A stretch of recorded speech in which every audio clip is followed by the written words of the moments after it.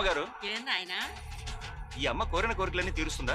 కోరుకున్న కోరికలు నెరవేర్తాయో లేదో చెబుతుంది. ఈ 3 గాజుల్లో ఏ ఒక్క గాజైనా అమ్మవారి ఖడ్గంలో పడితే మనం అనుకున్న కోరిక నెరవేరుతుంది. పడకపోతే ఎట్టి పరిస్థితుల్లోనూ నెరవేరదు. అది విద్య గాని, వ్యాపారం గాని, వివాహం గాని ఏదైనా సరే అమ్మ ఖచ్చితంగా చెబుతుంది.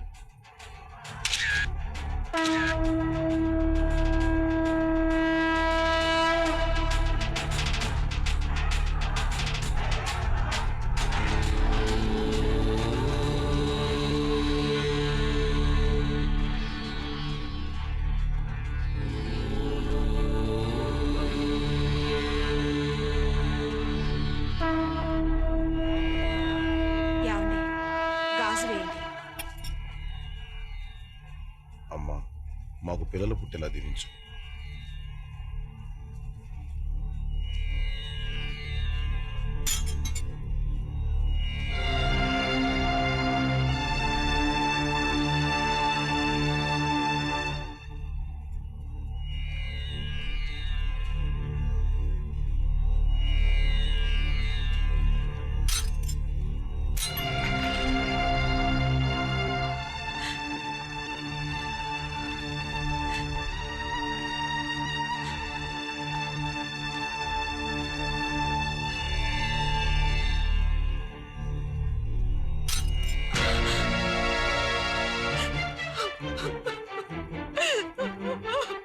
మనకి జన్మలో సంతానం కలగదండి, కలగదు.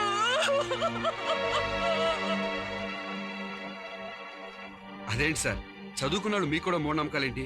గాజులు పడకపోయినంత మాత్రం నా పిల్లలు పట్టుకుండా పోతారా? అమ్మ చెప్పింది నిజమయ్యా. ఇక మాకు లైఫ్లో పిల్లలు పుట్టరు. ఎందుకంటే మా ఆవిడకి గర్భసంచి లేదు.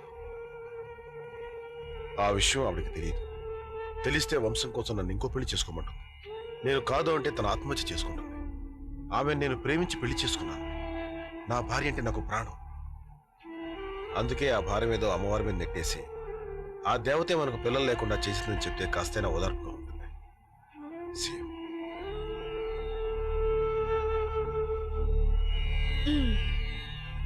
ఏంటి, మన పెళ్ళవుతుందో లేదో తెలుసుకుందామనా?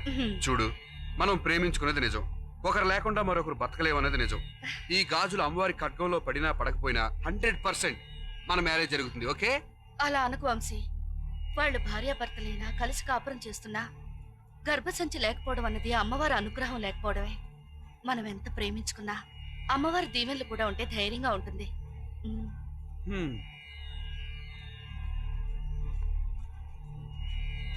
అమ్మా, మేమిద్దరం మనస్ఫూర్తిగా ప్రేమించుకున్నాం. మా పెళ్ళయ్యేలా దీవించు తల్లి.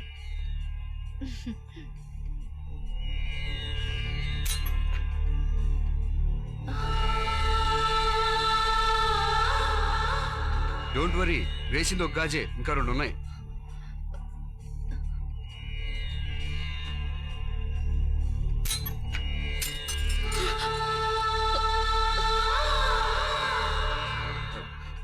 ఏయ్, ఎందుకలా ఇంటర్వ్యూలో బ్యాంక్ లో ఫీల్ అవుతావు? ఇంకో బ్యాంక్ లో ఉంది కదా, ఇది తప్పకుండా పడుతుంది.